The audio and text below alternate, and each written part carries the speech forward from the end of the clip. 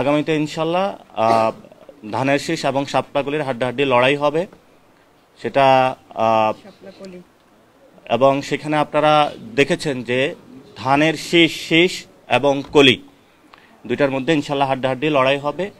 এবং বাংলাদেশকে যে বহুদলীয় গণতন্ত্র থেকে বের করে, যেটা ৭২ সালে পরে হয়েছিল, বাকশাল কায়েম করা হয়েছিল, বর্তমানে বহুদলীয় গণতন্ত্রের বিপরীতে গিয়ে বাংলাদেশে একটি দল একদলীয় গণতন্ত্রের নামে একদলীয় শাসন ব্যবস্থা করার প্রচেষ্টা চালাচ্ছে। এবং সেই প্রচেষ্টার অংশ হিসাবে তারা ইতিমধ্যে বিভিন্ন দলকে নিজেদের প্রতীক বিক্রি করার জন্য, নমিনেশন বাণিজ্য করার জন্যই তারা ইলেকশন কমিশন সংস্কারের নীতিমালা নিয়ে যে উদ্যোগটা নিয়েছে, সে উদ্যোগের বিপরীতে গিয়ে সরকারের সাথে বিভিন্ন নেগোসিয়েশন, বোঝাপড়ার আন্ডারস্ট্যান্ডিংয়ের ভিত্তিতে যাচ্ছে। সেখানে আমরা নির্বাচন কমিশনকে বলছি, নির্বাচন যে কোনো দলের নির্বাচন প্রতীক কোনো নমিনেশন বাণিজ্যের প্রতীক হতে পারে না।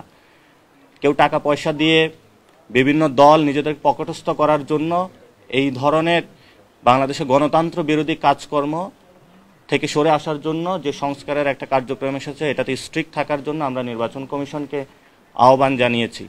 ইতিমধ্যে আপনারা শুনেছেন বিএনপির জনাব সালাউদ্দিন আহমেদ আমাদের আইনমন্ত্রী যিনি রয়েছেন, উপদেষ্টা আসিফ নজরুল স্যারকে একটা চিঠি দিয়েছেন। সেখানে ওনাদের গোপন প্রেমের কথা ওনারা বলেছেন যে আপনি আমাকে আশ্বস্ত করেছেন, কিন্তু আপনার আশ্বস্ত পেয়ে আমি চুপ ছিলাম, কিন্তু পরবর্তীতে দেখলাম যে আপনারা হলো বিভিন্ন প্রতীকে সবাই ইলেকশন করতে পারবে, এই বিষয়ে মর্মে আমাদের কাছে সংবাদ এসেছে। আপনাদের কাছে সবার এই চিঠি গিয়েছে, আপনারা দেখেছেন। তা আমরা আইন মন্ত্রণালয়ে যিনি রয়েছেন এবং বিভিন্ন রাজনৈতিক দলে যারা ব্যক্তিবর্গ রয়েছেন, আপনাকে রাষ্ট্র হলো নিজেদের গোপন প্রেমের কারখানা বানাবেন না। এই জন্য আমরা তাদের কাছে আহ্বান জানাবো, যেই কাজটা হলো আইন মন্ত্রণালয় থেকে হয়েছে, এটা বাংলাদেশে একটা নজিরবিহীন ঘটনা।